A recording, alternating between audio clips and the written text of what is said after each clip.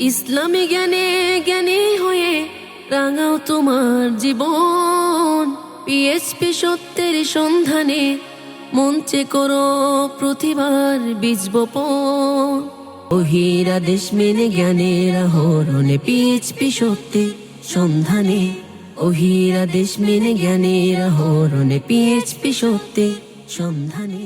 আসসালামু আলাইকুম ওরহমতুল্লাহি ওবরাকাতু। ইন্নাল হামদুলিল্লাহ ওয়াসসালাতু ওয়াসসালামু আলা সাইয়্যিদিনা রাসূলিল্লাহ আম্মা বাদ। ফাআউযু বিল্লাহি মিনাশ শাইতানির রাজীম। বিসমিল্লাহির রহমানির রহিম। ইন্নাল্লাহা ওয়া মালাইকাতাহু ইউসাল্লুনা আলান নবী। ইয়া আইয়ুহাল্লাযীনা আমানু সাল্লু আলাইহি ওয়া সাল্লিমু তাসলিমা। আল্লাহুম্মা সাল্লি আলা সাইয়্যিদিনা মাওলানা মুহাম্মাদিন ওয়া আলা আলি সাইয়্যিদিনা মুহাম্মাদিন ওয়া বারিক ওয়া সাল্লিম।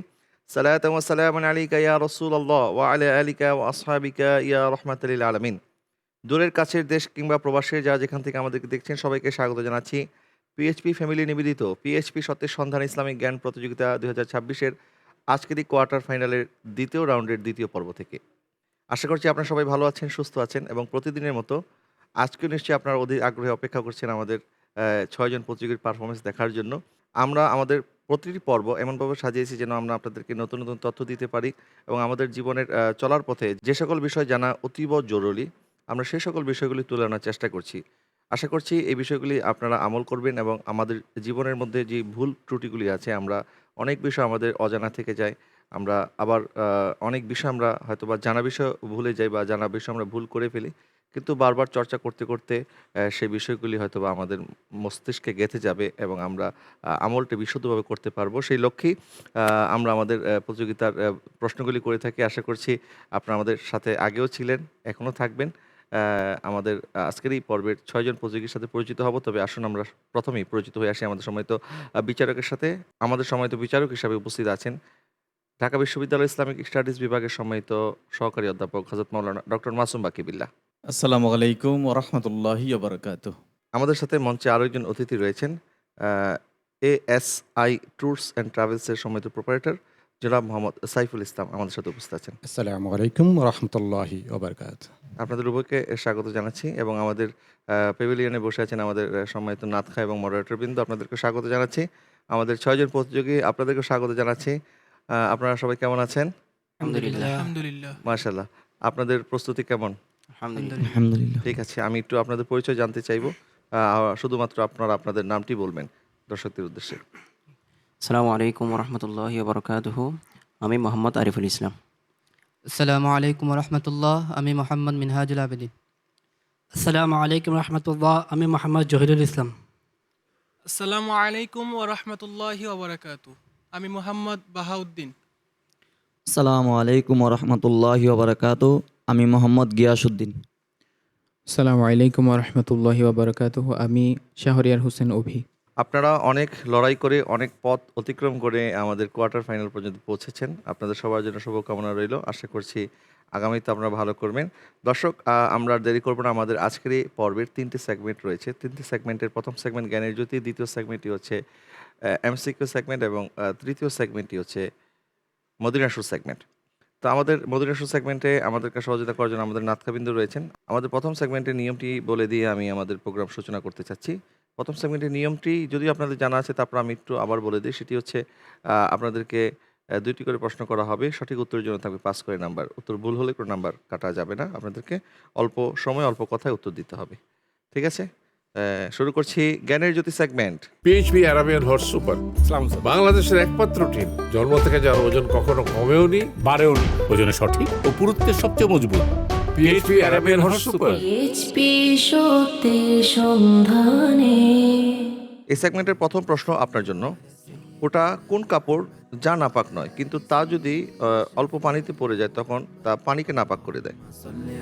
জি আলহামদুলিল্লাহ, সেটা হচ্ছে ওই কাপড় যে কাপড়ের মধ্যে প্রস্রাবের একদম ক্ষুদ্রতম সুইচ পরিমাণ যে ফোঁটা থাকে, সেই ফোঁটা কাপড়ের মধ্যে পড়লে কাপড় নাপাক হয় না, কিন্তু সেই ফোঁটা যদি কোনো কম সংখ্যক পানির মধ্যে পড়ে পুরো পানিকে নাপাক করে অর্থাৎ দেয়।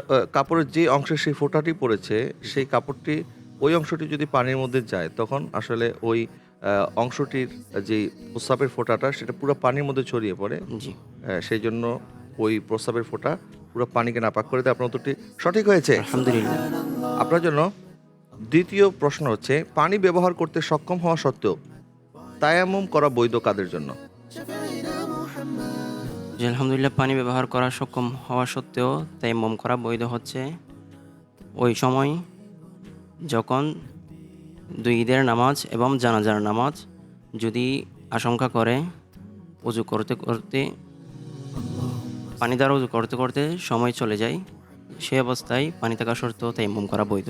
অর্থাৎ শুধুমাত্র দুই ঈদ এবং জানাজার নামাজ যদি কোনো মুক্তাদি এটি খেয়াল করে যে আমি উজু করতে করতে জামাত শেষ হয়ে যাবে, যেহেতু এই জামাতটি আর দ্বিতীয়বার পড়া হয় না, জানাজার নামাজ একবারই হয় এবং ঈদের জামাতও একবারই হয়, সুতরাং এই ক্ষেত্রে যদি পানি ব্যবহার করতে গিয়ে উজু করতে গিয়ে সময় কুলাবে না, ওই আশঙ্কায় যদি কেউ তায়াম্মুম করে জামাতে অংশগ্রহণ করে তখন সেটা তার জন্য বৈধ, কিন্তু স্বাভাবিক অবস্থায় নয়, শুধুমাত্র ওই ক্ষেত্রে। আপনার এই উত্তরটি সঠিক হয়েছে, আলহামদুলিল্লাহ। চলে যাচ্ছে আমাদের দ্বিতীয় প্রতিযোগীর কাছে। আপনার জন্য প্রশ্ন হচ্ছে, কোনো মানুষের কাছে নিজস্ব পানি আছে, সেটি তিনি নষ্ট করছেন না, ব্যবহারও করছেন না, এবং তিনি পিপাসায় অস্থিরও হয়ে আছেন, কিন্তু ওই অবস্থায় উনি তায়াম্মুম করে নামাজ পড়ে নিয়েছেন এবং তার নামাজটাও বৈধ হয়েছে, তায়াম্মুমটাও বৈধ হয়েছে, এটি কোন অবস্থা?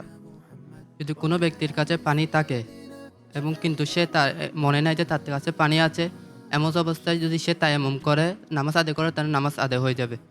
জি, অর্থাৎ কেউ যদি ভুলবশত নিজের কাছে পানি রাখার পরেও আর ভুলে কোথাও পানি পাওয়া যাচ্ছে না, ওই অবস্থায় এটাও মনে নেই যে তার নিজের কাছে পানি আছে, ওই অবস্থায় যদি সে তায়াম্মুম করে নামাজ পড়ে ফেলে তখন ভুলে যাওয়ার কারণে সেই তায়াম্মুম এবং নামাজ বৈধ হবে। আপনার এই উত্তরটি সঠিক হয়েছে, আলহামদুলিল্লাহ।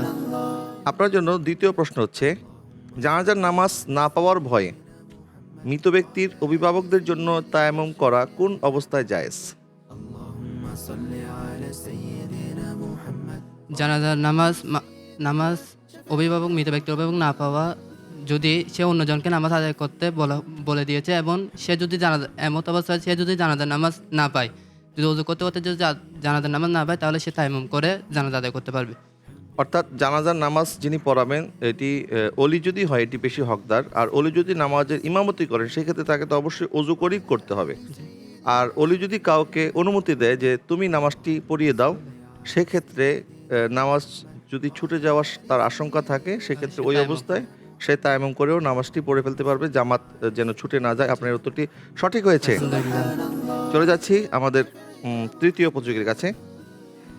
এটা কোন ধরনের তায়াম্মুম যা দ্বারা কোনো ধরনের নামাজ পড়া বৈধ না?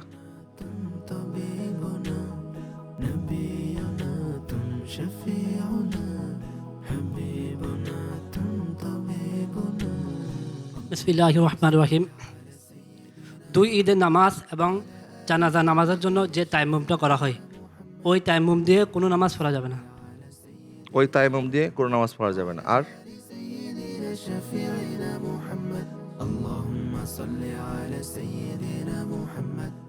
উত্তরটি হচ্ছে যে কাজ বলেন, আমরা জানি অজুর মাধ্যমে অনেকগুলি বিষয়ের রাস্তা উন্মুক্ত হয়ে যায়, যেমন কোরআনকে স্পর্শ এবং করা। ইবাদত গয়রে মকসুদা যেটা হয় না, এটা এখন আপনি বললে হবে না। উত্তর আমরা আপনার কাছ থেকে আর সময় দিয়ে আপনার থেকে উত্তর নেওয়ার সুযোগ নাই, যেহেতু আপনি সময়ের মধ্যে বলতে পারেননি, আমাদেরকে সময়ের মধ্যে বলতে হতো। তো আমি আপনাকে উত্তরটি বলে দিচ্ছি, যে কাজ ইবাদতের মাকসুদা নয়, অর্থাৎ নিয়ত করে বাধ্যতামূলকভাবে অজু সহকারে করতে হয় না, এবং অজু ছাড়াও যে কাজগুলি শুদ্ধ হয়, যেমন মসজিদে প্রবেশ করা, কোরআন মজিদ তেলাওয়াত করা, আর আজান ইকামত ইত্যাদি যদি উল্লেখিত ধরনের কাজের নিয়ত সহকারে তায়াম্মুম করে তখন ওইসব কাজ করাও জায়েজ হবে, কিন্তু এ জাতীয় কাজের তায়াম্মুম দ্বারা কোনো প্রকারের নামাজ পড়া বৈধ হবে না। আপনি উত্তরটি বলতে পারেননি। চলে যাচ্ছি আপনার কাছে দ্বিতীয় প্রশ্নে। ওটা কোন ধরনের তায়াম্মুম যা দ্বারা একবার নামাজ ব্যতীত অন্য কোনো নামাজ আদায় করা বৈধ না? দুই ঈদের নামাজ এবং জানাজার নামাজ। জি, আপনি প্রথমে যেটি উত্তর বলেছিলেন উত্তর হিসাবে, সেটি হচ্ছে এই প্রশ্নের উত্তর। অর্থাৎ দুই ঈদের নামাজ অথবা জানাজার নামাজ ছুটে যাওয়ার ভয়ে সে যে তায়াম্মুম করে নামাজ পড়ে ফেলেছিল, এটি শুধুমাত্র ওই সময়ের জন্য খাস ছিল, কিন্তু একবার আদায় করে ফেলার পর তার জন্য দ্বিতীয়বার আর ওই তায়াম্মুম ধরে রাখা জায়েজ নাই, বরং সাথে সাথে তায়াম্মুম ভঙ্গ হয়ে গেছে এবং ওই তায়াম্মুম দিয়ে দ্বিতীয়বার সে নামাজ পড়তে পারবে না। আপনার উত্তরটি সঠিক হয়েছে। চলে যাচ্ছি পরের প্রতিযোগীর কাছে। আপনার জন্য প্রশ্ন হচ্ছে, অজুর পর কোন দোয়াটি পড়লে তা আরশের নিচে রেখে দেওয়া হয় এবং কিয়ামতের দিন তার হাতে তা সোপর্দ করা হবে। অজুর পর কোন দোয়াটি পাঠ করতে হয় এবং সেই দোয়াটি পড়লে এই ফজিলত পাওয়া যায় যে আরশের নিচে রেখে দেওয়া হবে, কিয়ামতের দিন তার আমল তার হাতে তুলে দেওয়া হবে।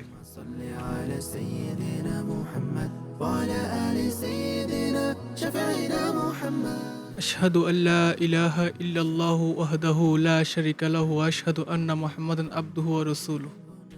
জি, এই দোয়াটি অর্থাৎ কালেমায়ে শাহাদাত যদি কেউ পাঠ করে তা আরশে রেখে দেওয়া হবে এবং কিয়ামতের ময়দানে তার হাতে সোপর্দ করা হবে। আপনার উত্তরটি সঠিক হয়েছে, আলহামদুলিল্লাহ। মাশাআল্লাহ। আপনার জন্য আরো একটি প্রশ্ন হচ্ছে যে নবীজি সাল্লাল্লাহু আলাইহি ওয়াসাল্লাম মেরাজে গিয়ে হযরত বেলাল রাদিয়াল্লাহু তাআলা আনহুর পায়ের আওয়াজ শুনতে পেয়েছিলেন, সেটি কি কারণে? বিসমিল্লাহির রহমানির রহিম। আমি এই আপনার প্রশ্নের উত্তর হলো তাহিয়াতুল ওযু।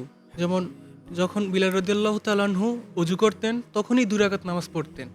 জি, সেই 2 রাকাত নামাজের উসিলায় এমন মর্যাদাবান হয়েছে যে আল্লাহ রাসূল সাল্লাল্লাহু আলাইহি সাল্লাম যখন মেরাজের রজনীতে গিয়েছেন বিলাল রাদিয়াল্লাহু তাআলা আনহুর পায়ের শব্দ শুনেছেন। যখন হযরত বেলাল রাদিয়াল্লাহু তাআলা আনহু ওযু করতেন সাথে সাথেই তিনি 2 রাকাত তাহিয়াতুল ওযু নামাজ পড়তেন, যার কারণে আল্লাহ পাকের দরবারে উনি এমনভাবে কবুল হয়েছেন যে নবীজি আরশে আজিমে যাওয়ার পরেও জান্নাতে গিয়ে ওনার পায়ের আওয়াজ শুনতে পেয়েছে। আপনার এই উত্তরটি সঠিক হয়েছে, আলহামদুলিল্লাহ। মাশাআল্লাহ। আমি চলে যাচ্ছি আমাদের পঞ্চম প্রতিযোগীর কাছে। আপনার জন্য প্রশ্ন হচ্ছে, তা কোন প্রকারের থালা বাসন বা পাত্র যা ব্যবহার করা বৈধ কিন্তু তা থেকে ওযু করা মাকরুহ? বিসমিল্লাহির রহমানির রহিম। যদি কোনো ব্যক্তি কোনো পাত্রকে নিজের জন্য খাস করে রাখে তাহলে তার দ্বারা সে নিজে অজু করতে পারবে, কিন্তু অন্য কেউ অজু করতে পারবে না। আচ্ছা, যদি কোনো পাত্র সে ওযু করার জন্য বৈধ করে রাখে, মানে নিজের জন্য বা নিজের জন্য ব্যবহারের জন্য যদি বাধ্য করে জি খাস করে রাখে তাহলে অন্য কেউ এটা ব্যবহার করতে পারবে না। আপনার উত্তরটি সঠিক হয়নি।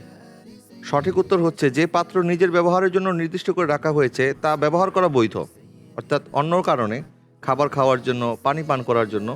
কিন্তু কেউ যদি কোনো পাত্রকে ওযু করার জন্য নির্দিষ্ট করে রাখে যে এই পাত্র দিয়ে কেবলমাত্র আমি ওযু করব, অন্য কেউ ওযু করতে পারবে না, সেক্ষেত্রে এটা বৈধ না, এটা মাকরুহ। আপনার উত্তরটি সঠিক হয়নি। আপনার জন্য দ্বিতীয় প্রশ্ন হচ্ছে, নফস কত প্রকার ও কি কি? বিসমিল্লাহির রহমানির রহিম। নফস 3 প্রকার: নফসে আম্মারা, নফসে লাওয়ামা, নফসে মুতমাইন্না। নফসে আম্মারা, নফসে লাওয়ামা, নফসে মুতমাইন্না। আপনার এই উত্তরটি সঠিক হয়েছে, আলহামদুলিল্লাহ। আমি আমাদের পরবর্তী প্রতিযোগীর কাছে যাওয়ার আগে আমাদের সম্মানিত বিচারকের কাছে একটু জানতে চাই। মোহতারাম, আমরা এই প্রতিযোগীর উত্তরে জানতে পারলাম যে নফস 3 প্রকার। আসলে এই 3 প্রকার নফসের কাজটি কি, বা এই 3 প্রকারের নফস কোনটি ভালো, কোনটি খারাপ, বা খারাপ নফস থেকে আমরা বাঁচার উপায়টা যদি একটু বলেন। সম্মানিত আমাদের প্রতিযোগী বন্ধু চমৎকার উত্তর দিয়েছেন নফসের বিষয়ে, নফস কত প্রকার। উনি বলেছেন যে 3 প্রকার, এটি সঠিক উত্তর। কিন্তু কোনো কোনো তাসাউফ বিশ্লেষক যারা, তাদের কাছে আরেকটা প্রকারের কথা বলেছেন, সেটি হচ্ছে নফসেল মুলহিমা। হ্যাঁ, তো মুলহিমা অনেকেই বাড়িয়েছেন, কেউ আবার 3টার মধ্যে সীমাবদ্ধ থেকেছেন। তো সেই হিসেবে আপনার আনসারটি সঠিক হয়েছে। তো নফস আসলে এমন একটি বিষয় মানুষের সাথে মিশে আছে যেটি খুবই গুরুত্বপূর্ণ। এই জন্য গুরুত্বপূর্ণ যে মানুষের দেহের যে উপাদানগুলি আছে, বাতাস, খাক, বাত, আগুন, পানি, মাটি, বাতাস, এই উপাদানের মাধ্যমে মানুষের যে প্রকৃতি তৈরি হয়, এই প্রকৃতির সমন্বিত রূপকে বলা হয় নফস। আমি খুব সংক্ষেপে বলছি সেটি। তো এই নফসের বিভিন্ন প্রকার এই জন্য করা হয়েছে যে নফসের তারতম্য আছে। তারতম্য বলতে নফস যখন মানুষকে একেবারে খারাপের দিকে নিয়ে যায়, অর্থাৎ খারাপ কাজের দিকে তাকে ধাবিত করে, তো ওই যে অবস্থাটা তার, সেই অবস্থাটাকে বলা হয় নফসে আম্মারা। যখন সেখান থেকে একটা মানুষ রিয়াজত করে, ইবাদত বন্দেগী করে, আল্লাহ রসুলের পথে থাকে, যখন সে একটু একটু করে আগাতে থাকে, তখন সে নফসে লাওয়ামেতে চলে আসে। লাওয়ামা মানে হচ্ছে নফসটাকে সে কিছুটা কন্ট্রোল করতে পারলো কিন্তু পুরোপুরি পারেনি। যখন সে আরও মুশাহাদা করতে থাকে, মুজাহাদা করতে থাকে, ইবাদত বন্দিগির মধ্যে, নাওফেলের মধ্যে নিজেকে লিপ্ত রাখে, সেখান থেকে মুলহেমার মধ্যে আসে। মুলহেমা থেকে যখন আরও সে পুরোপুরি কন্ট্রোল করে, অর্থাৎ নাফসকে মুসলিম বানায়, মানে সাবমিসিভ বানায়, জি। আত্মসমর্পণ করে ফেলে আল্লাহর কাছে, তখনই নাফসকে বলা হয় নাফসে মুতমাইন্না, যে ব্যাপারে আল্লাহ রাব্বুল আলামিন কোরআন মাজিদে বলেছেন। তিনি বলেছেন, ইয়া আইয়াতুহান নাফসুল মুতমাইন্না ইরজিই ইলা রাব্বিকি রাদিয়াতাম মারদিয়া ফাদখুলি ফি ইবাদি ওয়াদখুলি জান্নাতি। অর্থাৎ নাফসে মুতমাইন্নার পর্যায়ে যখন একটা মানুষ পৌঁছায়, তখন আল্লাহ রাব্বুল আলামিন তাকে প্রশান্ত বলে ডাকছেন। আমরা জানি কোরআন মাজিদে এই ইতমিনানের কথা আর বিভিন্ন জায়গায় এসছে, আলা বিজিক্রিল্লাহি তাতমাইনুল কুলুব। এই যে ইতমিনানে কলব, তারপরে কলবে সালিমের কথা এসেছে, ইল্লা মান আতাল্লাহ বিকালবিন সালিম। জি। এই কালবে সালিম, ইতমিনানে কলব, তারপরে নফসে মুতমাইন্না, এগুলো আসলে খুব কাছাকাছি মিনিং দেয়। অর্থাৎ সেই রূহ, যেই রূহ তার নফসকে প্রশান্ত করেছে, কোন দিকে? অর্থাৎ লোভ থেকে সে নিজেকে বিরত রেখেছে, অহংকার থেকে বিরত রেখেছে, গীবত থেকে বিরত রেখেছে, না পাওয়ার বেদনা থেকে বিরত রেখেছে, আল্লাহর দেওয়া রিজিক, আল্লাহর দেওয়া নিয়ামতের উপর সন্তুষ্ট রেখে নিজে সন্তুষ্ট হয়েছে। জি। তখন আল্লাহ তাকে বলছেন ইতমিনানে কালব বা ইতমিনানে নাফস। তো এইটি একটি বিষয় আসলে খুব বলা উচিত এখানে। এই জন্য এই মাহে রমাদান আমাদেরকে যে শিক্ষা দিতে আসছে, লাআল্লাকুম তাত্তাকুন, অর্থাৎ মুত্তাকি বানানোর উদ্দেশ্যে। আর মুত্তাকি ওই ব্যক্তি যে আল্লাহর অপছন্দগুলোকে ছেড়ে দেয়, আর আল্লাহর অপছন্দর দিকে নিয়ে যায় মানুষকে তার নাফসকে যে যত বেশি কন্ট্রোল করতে পারবে, নাফসকে যে যত বেশি লাগাম দিতে পারবে, সে তত বেশি তাকওয়া অর্জন করতে পারবে। জি, আপনি খুব চমৎকারভাবে বলছেন, এবং আমরা দোয়া করি আল্লাহ পাক আমাদের প্রত্যেককে যেন নফসে মুতমাইন্না দান করে। এবং আল্লাহ সুবহানাহু ওয়া তাআলা ইরশাদ করছেন, ইয়াউমা লা ইয়ানফু মালুন ওয়ালা বানুন ইল্লা মান আতাল্লাহা কলবিন সালিম। কিয়ামতের ময়দানে সন্তানও কোনো কাজে আসবে না, কিয়ামতের ময়দানে আমাদের সম্পদ কাজে আসবে না, কাজে আসবে একমাত্র পবিত্র একটি আত্মা। আল্লাহ পাক আমাদের আত্মাকে বিশুদ্ধ করে পবিত্র আত্মা নিয়ে কিয়ামতের ময়দানে হাজির হওয়ার জন্য তৌফিক দান করে, আমিন। আমি চলে যাচ্ছি আমাদের সর্বশেষ প্রতিযোগীর কাছে। আপনার জন্য প্রশ্ন হচ্ছে, পবিত্র কোরআন সর্বপ্রথম একত্রে কোথায় নাজিল হয়েছিল? পবিত্র কোরআন সর্বপ্রথম একত্রে লোহে মাহফুজে নাজিল হয়েছিল। পবিত্র কোরআন তো লোহে মাহফুজে লিপিবদ্ধই করা আছে। নাজিলের কথা যখন বলা হয়েছে, তো প্রথম আসমানে নাজিল হয়েছিল। প্রথম আসমানে সেই জায়গাটির নাম কি, বা সেই স্থানটির নাম কি যেখানে নাজিল হয়েছে?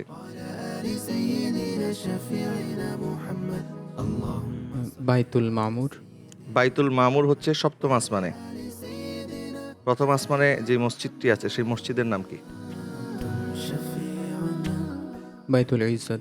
বাইতুল ইজ্জত। আপনি কোনটি বলতে চাচ্ছেন, বাইতুল ইজ্জত নাকি অন্য কোনো মসজিদ?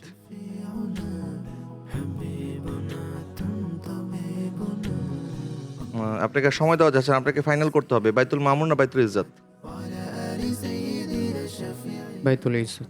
বাইতুল ইজ্জত। আপনি বলেছেন পবিত্র কোরআন লহে মাহফুজ থেকে একত্রে বাইতুল ইজ্জত, প্রথম আসমানের বাইতুল ইজ্জতে নাজিল হয়েছে। আপনার উত্তরটি সঠিক হয়েছে, মাশাআল্লাহ। আপনার জন্য দ্বিতীয় প্রশ্ন হচ্ছে, পবিত্র কোরআন নাজিলের পদ্ধতিগুলি কি কি? পবিত্র কোরআন নাজিলের পদ্ধতি 7টি। জি। প্রথম হচ্ছে ঘন্টা পদ্ধতি। জি। এরপর হচ্ছে সত্যি স্বপ্নের মাধ্যমে। সত্য স্বপ্ন। তারপর ফেরেশতার আসল সুরতে। জি। ফেরেশতার মানব সুরতে। ফেরেশতা আসল সুরতে আসতেন, আবার ফেরেশতা মানব সুরতে আসতেন, এটি দুইটি পদ্ধতি। জি। জি। তারপর ইলহামের মাধ্যমে। ইলহামের মাধ্যমে। ইলহামের মাধ্যমে। তারপর সরাসরি আল্লাহ পাকের সাথে পর্দা ব্যতীত দিদারের মাধ্যমে এবং পর্দার মাধ্যমে। অর্থাৎ পর্দা ছাড়া এবং পর্দার মাধ্যমে দোনোভাবেই আল্লাহ সুবহানাহু ওয়া তাআলা নবীজির প্রতি ওহী নাজিল করেছেন। আপনি টোটাল 7টি বলেছেন, সত্য স্বপ্ন, ইলহাম, ঘণ্টা ধ্বনি, ফেরেশতা মানুষের আকৃতিতে, আবার ফেরেশতা তার নিজস্ব আকৃতিতে, পর্দার আড়াল থেকে কথা বলা, যেমন মেরাজের মাধ্যমে আল্লাহ পাক বলেছেন, আবার মাধ্যমবিহীন সরাসরি আল্লাহ পাক অর্থাৎ জিবরিল ছাড়াই নবীজি সাল্লাল্লাহু আলাইহি ওয়াসাল্লামের উপরে সরাসরি ওহী নাজিল করছেন। এই 7টি পদ্ধতিতে কোরআন নাজিল হয়েছে। আপনার এই উত্তরটি সঠিক হয়েছে। আলহামদুলিল্লাহ। মাশাআল্লাহ, আমাদের প্রতিযোগী খুব যথার্থভাবে তার উত্তরটি দিতে পেরেছে। প্রিয় দর্শক, আমরা শেষ করলাম আমাদের প্রথম সেগমেন্ট। আমরা চলে যাচ্ছি দ্বিতীয় সেগমেন্টে। দ্বিতীয় সেগমেন্টের নাম হচ্ছে MCQ segment. PHP Arabian horse super বাংলাদেশের একমাত্র টিম জন্ম থেকে যার ওজন কখনো কমেওনি বাড়েওনি, ওজনে সঠিক ও পুরুত্বের সবচেয়ে মজবুত। PHP Arabian horse super. PHP সত্যের সন্ধানে। শুরু করছি এমসিকিউ সেগমেন্ট। আর এমসিকিউ সেগমেন্টের নিয়মটি আপনারা সবাই জানেন, তারপর আমি আবারও বলে দিচ্ছি। এমসিকিউতে আপনাদেরকে 4টি করে অপশন বলে দেওয়া হবে উত্তর হিসাবে। আপনারা সঠিক উত্তরটি বাছাই করতে হবে 30 সেকেন্ড সময়ের মধ্যে। সঠিক উত্তর যদি দিতে পারেন আপনারা 5 নাম্বার করে পেয়ে যাবেন। চলে যাচ্ছি। আপনার জন্য প্রশ্ন হচ্ছে, হজের মাসগুলো কি কি? অপশন 1 শাওয়াল, জিলকদ, জিলহজ। অপশন 2 শাওয়াল, রবিউল সানি এবং জিলকদ। অপশন 3 রমাদান, জিলকদ ও জিলহজ। অপশন 4 জিলকদ, জিলহজ ও মুহররম। হজের মাসগুলি কি কি? আপনার সময় চলছে।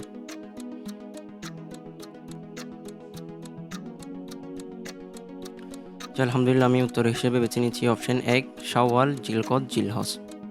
আপনার উত্তরটিকে লক করব। লক করে দেওয়া হোক অপশন 1 শাওয়াল, জিলকদ, জিলহজ। আপনার উত্তরটি সঠিক হয়েছে। আলহামদুলিল্লাহ। চলে যাচ্ছি পরবর্তী প্রতিযোগীর কাছে। আপনার জন্য প্রশ্ন হচ্ছে, হজের শাব্দিক অর্থ কি? দোয়া করা। অপশন 2 সংকল্প করা। অপশন 3 প্রদক্ষিণ করা। অপশন 4 জিয়ারত করা। হজের অর্থ কি?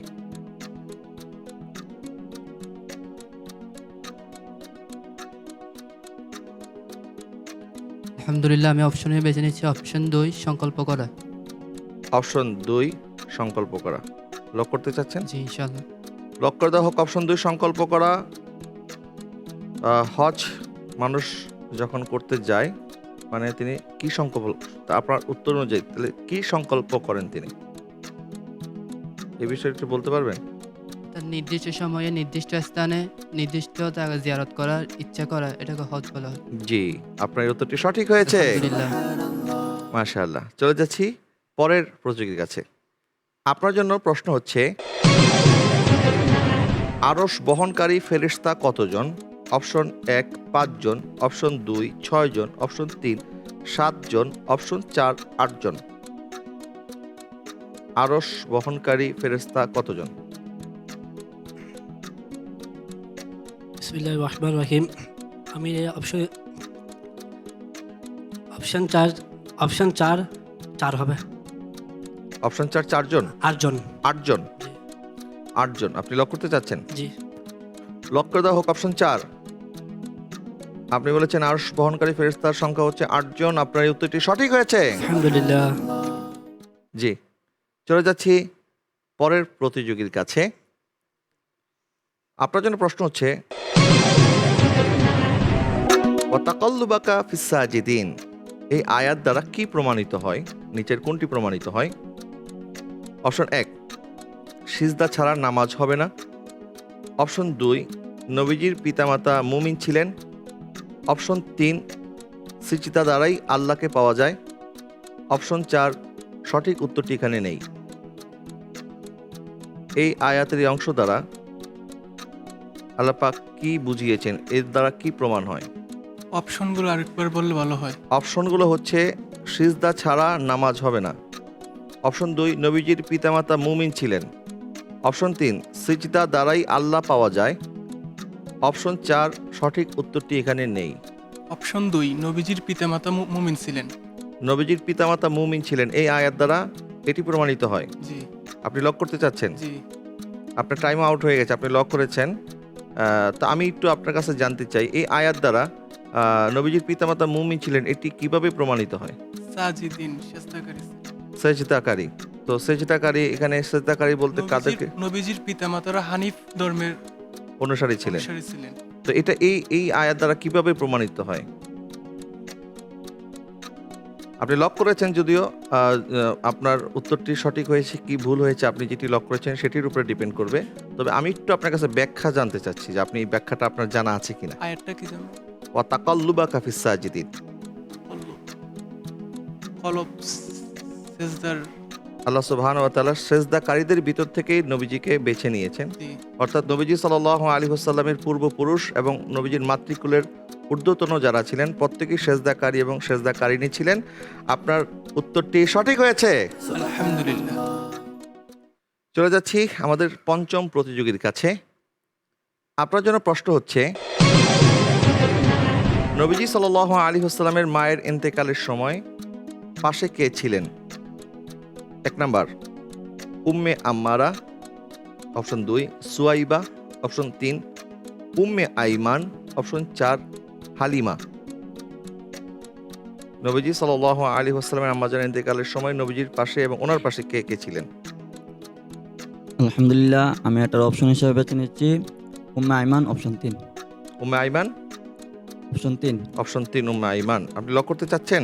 জি, লক করে দেওয়া হোক উম্মে আইমান। আপনার উত্তরটি সঠিক হয়েছে। আলহামদুলিল্লাহ।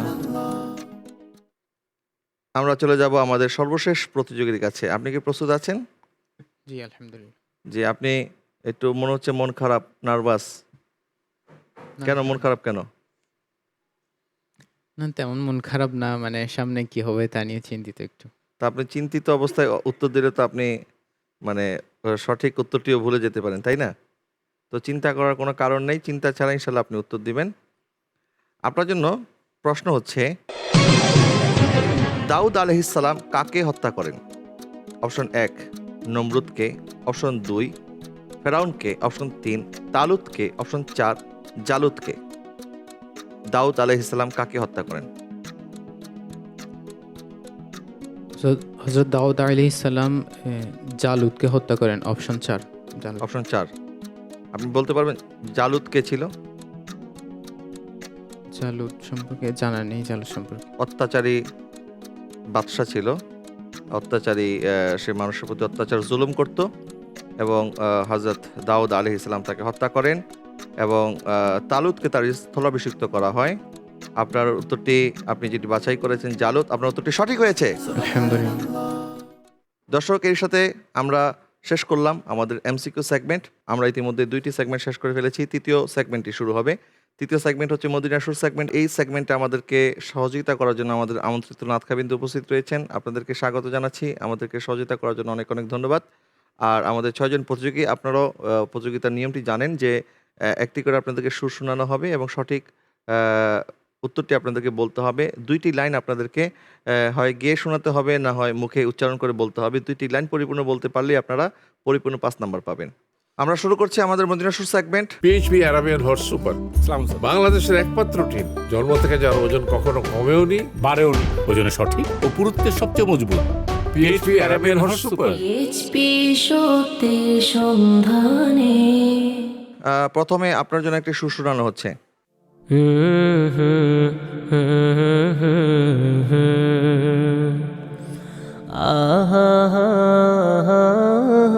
বলুন। छोर फिक्रे दुनिया की, छोर फिक्रे दुनिया की, चल मदीने चलते हैं मुस्तफ़ा गुलामों की।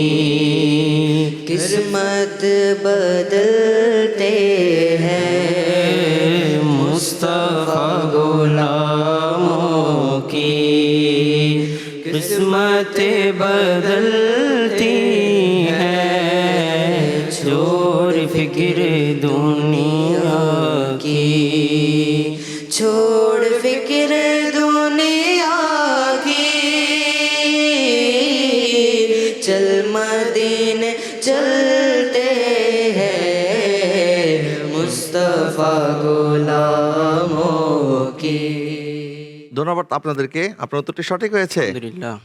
চলে যাচ্ছি আমাদের দ্বিতীয় প্রতিযোগীর কাছে। আপনার জন্য একটি সুর শোনানো হচ্ছে।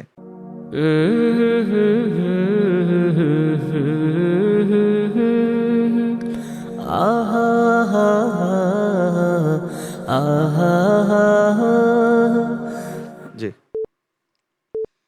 दीवाना बनाइलो আমায় পাগল বানাইলো, পাগল বানাইলো আমায় দিওয়ানা বানাইলো। সোনার মদিনা, সোনার মদিনায় আমার মন কাড়িলো, সোনার মদিনায় আমার মন কাড়িলো। দিওয়ানা বানাইলো আমায় পাগল বানাইলো, পাগল বানাইলো আমায় দিওয়ানা বানাইলো। সোনার মদিনায় আমার মন কাড়িলো। ধন্যবাদ আপনাদেরকে। আপনার উত্তরটি সঠিক হয়েছে। আলহামদুলিল্লাহ। চলে যাচ্ছি আমাদের তৃতীয় প্রতিযোগীর কাছে। আপনার জন্য একটি সুর শোনানো হচ্ছে।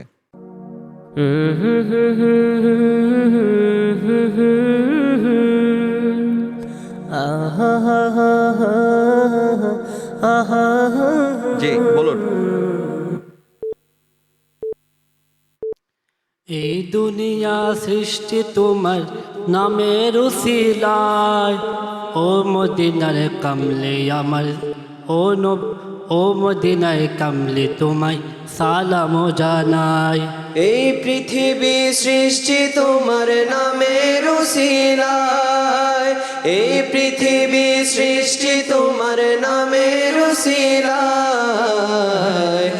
ও মদিনার কামলিওয়ালা সালাম তোমায়, ও মদিনার কামলিওয়ালা সালাম জি, তোমায়। আমাদের সময় তো বিচারক আমাদের প্রতিযোগী পুরোটাই প্রায় বলে ফেলেছে, কিন্তু একটু নার্ভাস হওয়ার কারণে মনে হয় দুই একটা শব্দ একটু এদিক সেদিক হয়ে গেছে। তাকে কত নাম্বার দেওয়া যায়? এই ক্ষেত্রে আমাদের প্রতিযোগী বন্ধু, আমি যেটা দেখেছি যে উনি দুটি লাইনই বলতে সক্ষম হয়েছে। শেষ জায়গা, শেষ লাইনে কামলিওয়ালা শব্দের মধ্যে উনি একটু হেরফের করেছেন, কিন্তু ওই রকমভাবে অর্থ চেঞ্জ হয় নাই।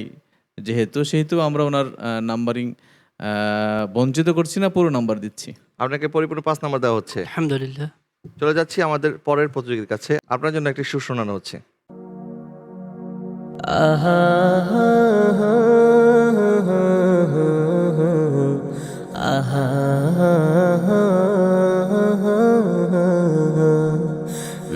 বলুন বলুন, 30 সেকেন্ড সময়। একটি উর্দু নাত রসুল। हरा गुम्बद जो देखोगे जमाना भूल जाओगे, हरा गुम्बद जो देखोगे जमाना भूल जाओगे। अगर तैबा को जाओगे तो आना भूल जाओगे। জি, আপনার উত্তরটি সঠিক হয়েছে। अल्हम्दुलिल्लाह। চলে যাচ্ছি আমাদের পঞ্চম প্রতিযোগীর কাছে। আপনার জন্য একটি সুর শোনানো হচ্ছে।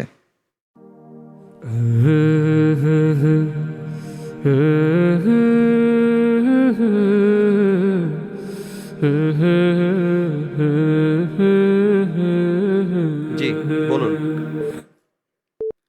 হারিয়ে যাব একদিন আমি, রবনায় ভুবনে চিরদিন। হারিয়ে যাব একদিন আমি, রবনায় ভুবন চিরদিন। ক্ষমা করে দিও তোমরা আমায়, ভুল করে থাকি যদি কোনো দিন।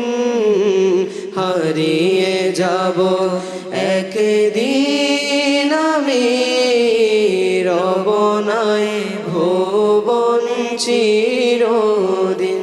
জি ধন্যবাদ আপনাকে। আপনার উত্তরটি সঠিক হয়েছে। আলহামদুলিল্লাহ। চলে যাচ্ছি আমাদের সর্বশেষ প্রতিযোগীর কাছে। আপনার জন্য একটি সুর শোনানো হচ্ছে।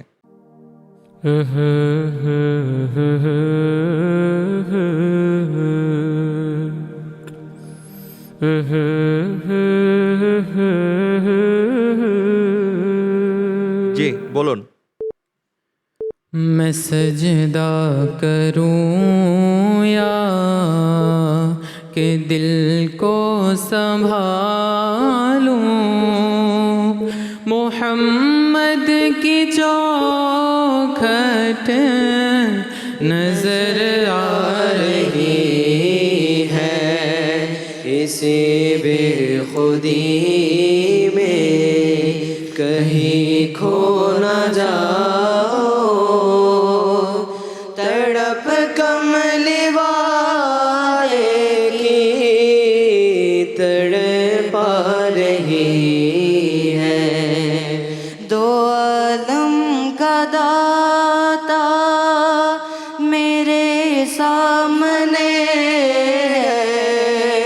के काबे का काबा मेरे सामने है।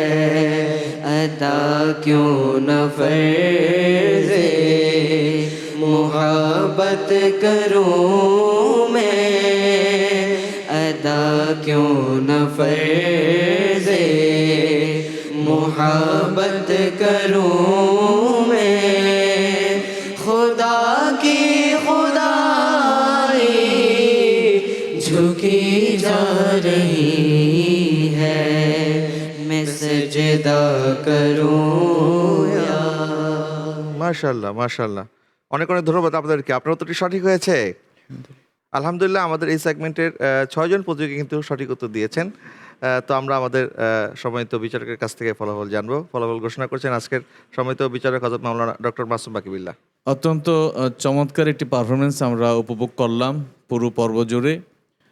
আমাদের এই পর্বের 3টি সেগমেন্ট শেষে আমাদের 6 জন প্রতিযোগী বন্ধুর যে সর্বশেষ ফলাফল সেটি আমি ঘোষণা করছি।